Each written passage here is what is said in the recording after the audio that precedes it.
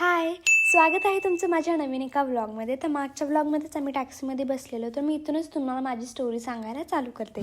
तर महत्त्वाची आणखीन एक गोष्ट म्हणजे आमच्याकडे देवांचे फोटोज नव्हते आणि फक्त माझ्याकडे बाळमामाचा फोटो होता आणि मला लागणार होता गणपतीचा फोटो.